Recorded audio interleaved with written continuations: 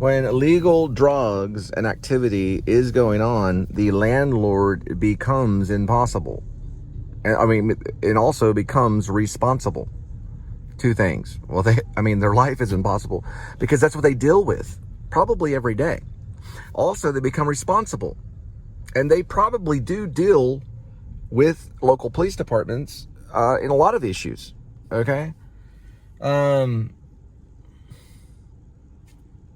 This situation is drawn by fear. They're all the way from, I don't know, it's New Hampshire. I hope I don't have to go to court over all this, but this is all driven by fear, because when U.S. Marshals show up underneath you and some young punk gets, nearly dragged off in cuffs or walked off very quickly in cuffs, and you're trying to figure out exactly what in the world.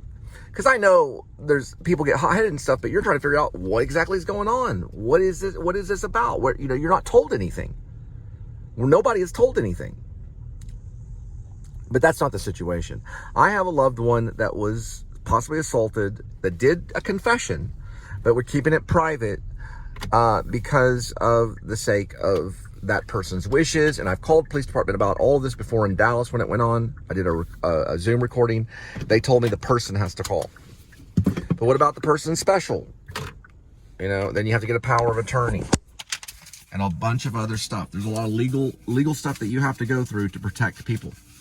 Because if you call and say, well, listen, I think this happened, because I've seen something happen where I had to take Linda to the South Lake emergency room. Or one time I was even assaulted by a doctor there over the removal of stitches from her thumb, but that was a cut on from a paring knife. This has to do with something completely different.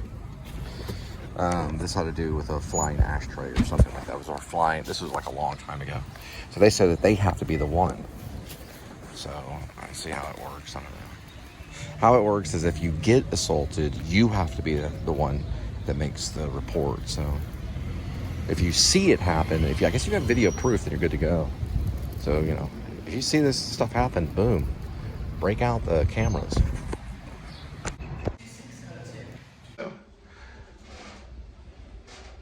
When something like that happens, and you see it happen, and then the very next day or the day after, I can't figure out to get the days right, I have to look at the law.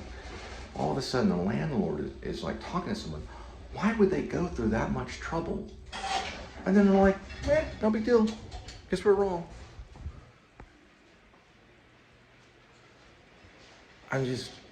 That's why I'm concerned and thinking, are these people, are they partaking in some of this herb or something? This crazy stuff that's going on. Look, White Settlement has had problems with everything since I've been there. I never really wanted to go back. But when I went to Irving, it was not much better in Irving, Texas either. It is, my friend was in an episode of Breaking Bad. It is all over probably the nation. It is insane. I'm gonna drop this food over here. It's everywhere. You wouldn't even imagine.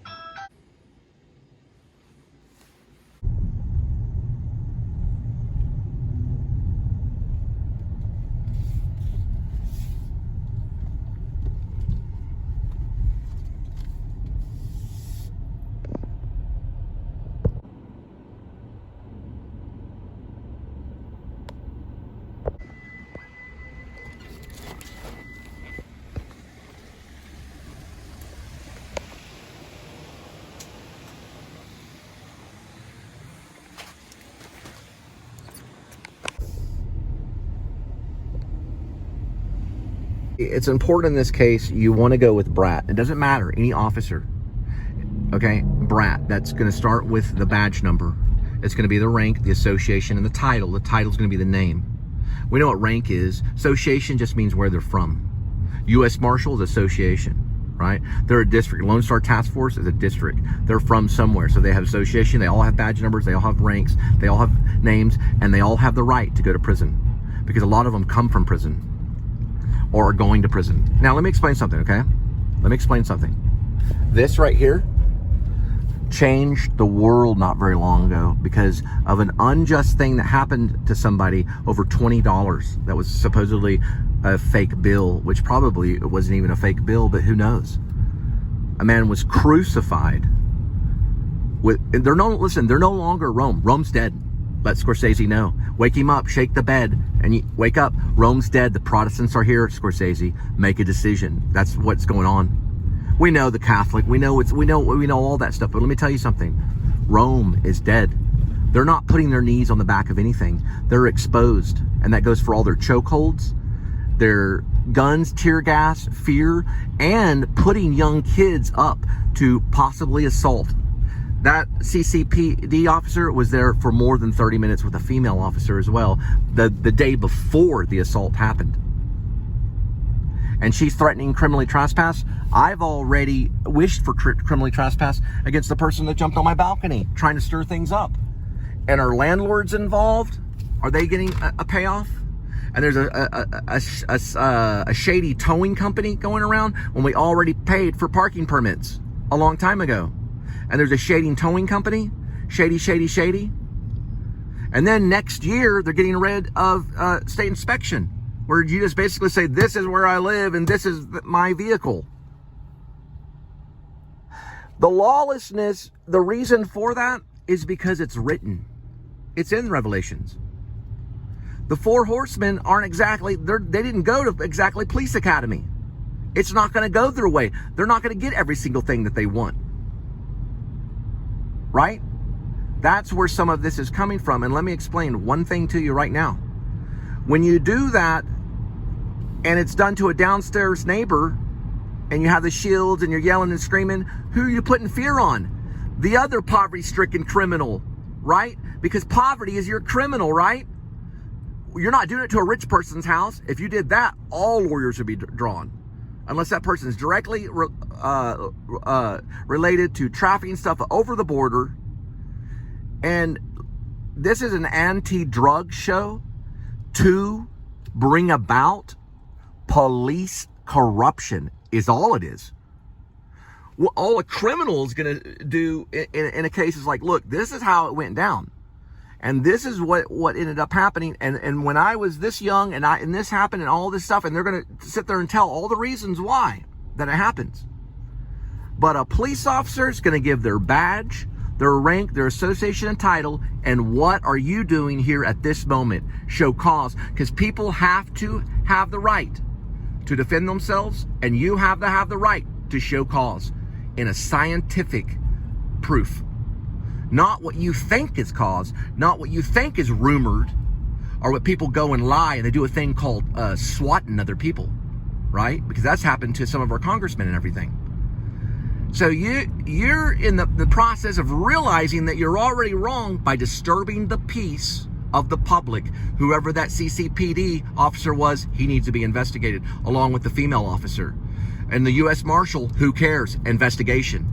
I call for Internal Affairs and FBI. I'm going to have a conversation with them. I'm going to have a conversation with the FBI. And if they want to talk to someone, they can talk to the FBI, because the FBI is coming in on this case, baby, in Fort Worth to weed out the bad cop and the good cop. Both of them. To weed them out and to question them. Watch what you do. I think every complex needs their own flag. And a lot of them have their own flag. Right? Do you support life or do you support abortion, which is a question. Biden's got his control now. Okay? He's got his things that he's doing now, but what does he support? And if I sat down in a coffee shop with Biden, I said, Biden, let me ask you one question, President Biden. Let me ask you one question. What's wrong with a child's life? If it has a chance and the heart is beating, what's wrong with protecting that child? Because you're a Holocaust survivor, you're also an invisible Holocaust survivor, and you're also an abortion survivor. So what's wrong with life? Why are you killing our country with that kind of opinion over some hippie, liberal, like, oh yeah, I want there to be a choice. Well, you know what? They made the choice when there was conception, when the heartbeat started. So here's how's it going to go. We are going to investigate not only all this and the FBI involved, but we're going to investigate Every single vote coming right out of Texas, throughout all 50 states. We're going to investigate it. And listen, 50 years ago, 50 years from now, we're going to find out the truth about the last election. We're going to find out the truth about it, but we're not going to be able to question you about it. My question to you, Biden, is come forth to America and say this: I'm sorry. This possibly could have been a lie. I'm sorry. Because listen, I'm a born-again Christian, and you may have to face the country now, but you don't want to have to face the maker over it. And there should be an apology to the American people, because I don't think any of this would be going on if we had a leader. And I'm not being all pro-Trump. I'm not being all pro-Trump. I personally want to run for office one day myself and try to get all the way up to the presidency so that we can stop police corruption. But here's the thing, and listen, when I say police corruption, I mean gang activity too. I mean gang activity from Snoop Dogg to Wyatt Earp. Do you see what I'm saying? When I mean police corruption, I mean all forms of it. The gangs policing and the police policing, to stop the corruption by ridding marijuana from our country by being pro-life. All right, let's see. All right, next one's 85111-5. If there was some kind of magic prayer, and most prayers are magic, or a miracle prayer that I could pray to the Lord to ask, dear Jesus, please help Linda control her drinking. Because I can't not be anti-drinking. I can't be prohibition of alcohol in 2024, which all the 20s were prohibition alcohol all the way to 1933. We could try it, but in Alaska, maybe, parts of Alaska, they are prohibition of alcohol. But if there was a magic prayer, or there was a miracle prayer that I could pray, and I would know that God would hear me, and Linda would not crave as much alcohol.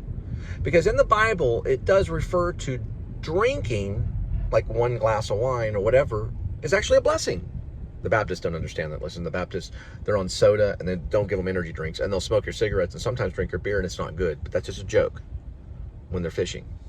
But if there was a miracle prayer, and I could say, Lord, please help her control her drinking, and that prayer would be listened to, I would probably be so happy I would be in tears. She has gone through bouts where she's sober, and I explained to her last night, when you are sober, you're a different Linda. When you are sober, you're thinking logically, and God's working through you, and you're not doing the door-to-door salesman knocking on doors trying to be a crime fighter, which we can't be. When we were in Carrollton, she got on her knees on a patio and tried to bless the plants and water them. And they got her on Ring, and we left. We had to leave. Ring is a camera, Nest is a camera. And I had to come up with something.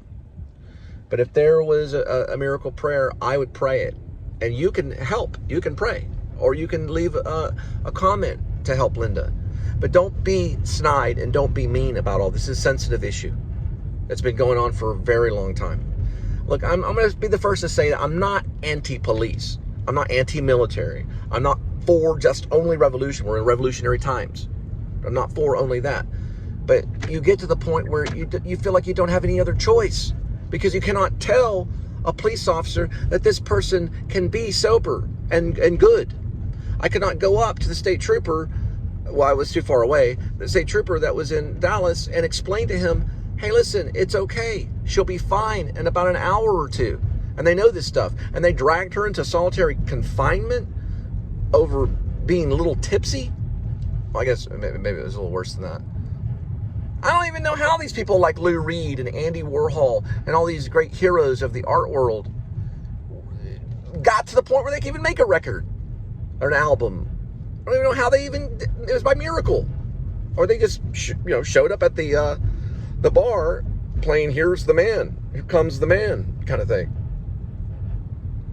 I know what he was talking about. I know what Lou Reed was talking about. I'm not anti-Lou Reed either. I'm not anti-rock and roll.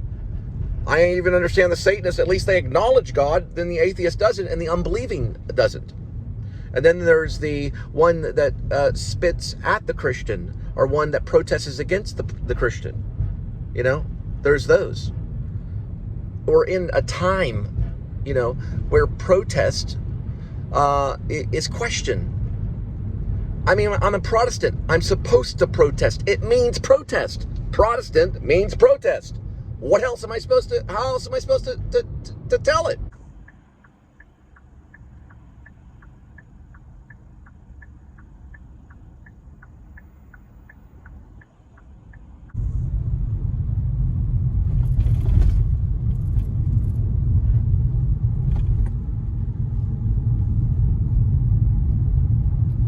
And I rolled away from Oklahoma.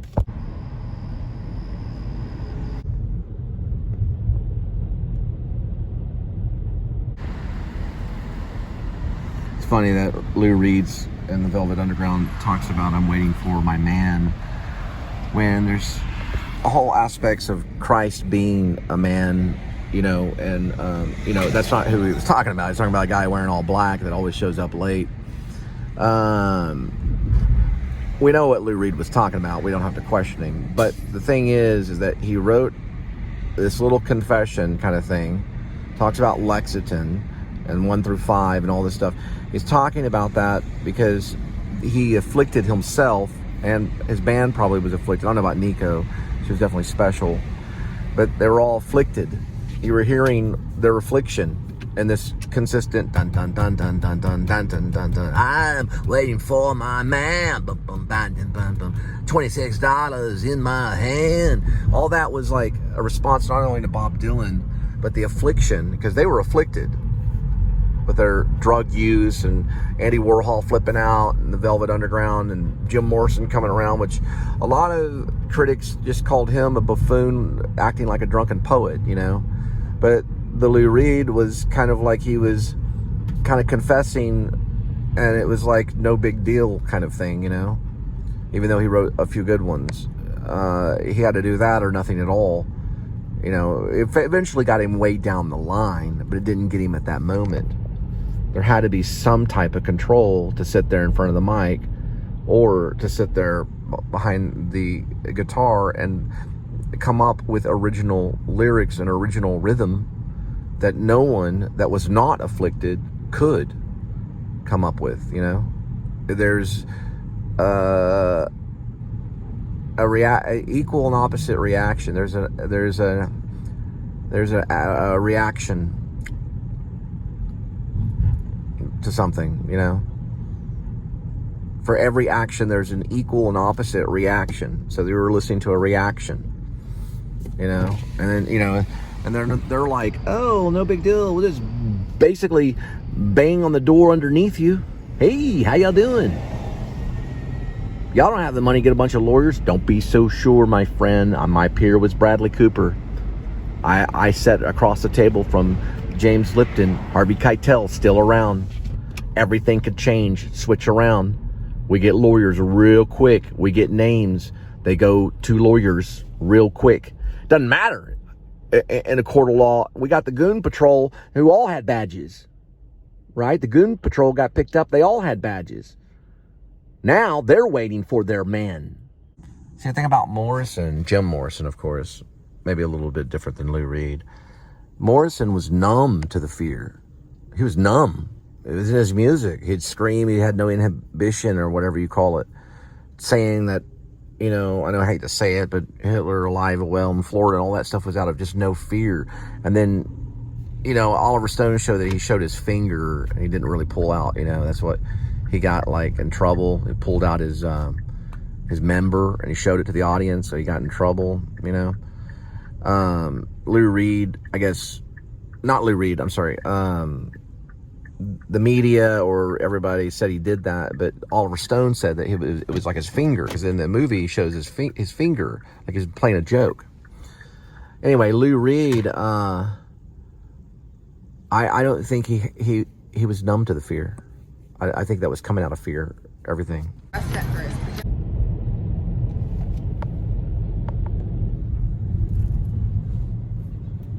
So it goes like this. Harvey Keitel did was like this, made like a pound sign like that, right?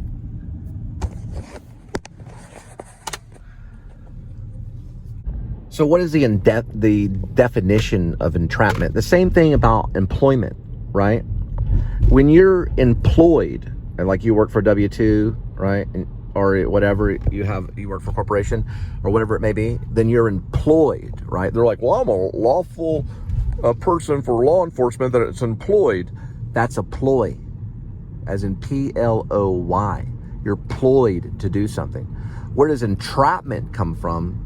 It comes from twisting all the rules to your favor so they can either meet a quota or they can get bonuses, or they can what it is so they can get their way if their life is or their job is already in jeopardy, and they're told by a higher up to entrap. This can go all the way up to like a dirty judge that's taking payments or whatever, because entrapment is when you twist things. Let's say you have a narc, and then you have like a female lesbian officer that's exploring sex trafficking, and that then participates on it because she's taking a little bit of the drug, right? Because that's what DEA does. They get to do a little bit of the drug, and then they have to go see a doctor and try to become clean. I've seen the movie Rush. So they're committing like a crime to go after the innocent, because what they do is corrupted and perverted from the first place anyway. What they do is corrupted and perverted from the first place anyway. So they become corrupt and then perverted by doing perverted acts to other people. And this is part of the stuff I can't talk about. And then they say, well, that's just undercover. That's just how we operate. No, sir. They're not going to slam the drug or become perverted and then try to get off on it. And perversion, if they get like have someone that's deranged or mentally ill to try to get after someone else. This is like beyond Rush. It's beyond the movie. What was the one with Terrence Stamp? I saw an interview with him just the other day. That one was called Hustle and Flow. It's beyond any of that, because there's a line that you have to draw in law enforcement to where it becomes that you're just simply a gang member with like a badge kind of thing, and just doing whatever you want because it feels good. And that's Training Day, and that's another one called Brooklyn's Finest. And is that going in the dirty South, as they say? You have to get names. That's why you go with BRAT, Badge, Rank, Association, and Title. We have to have an app that surfaces. It's online, so these officers will have to get like a QR scan, and everything they do, regardless if they're U.S. Marshal or anything, it all has to go into this app and be monitored by not only important people in the public, and it should be monitored. It should be monitored so that these corrupt officials and corrupt officers cannot do corruption and call it the law when they're twisting the law, which becomes perverted and corrupt. Just like religion can turn into perversion, it can also be part of corruption. All right, 10:04:11, 2.6. It's funny with Lou Reed because the song is titled "I'm Waiting for the Man," but he says, "I'm waiting for my man" in the song, which is interesting. Hang out with Andy Warhol a little bit.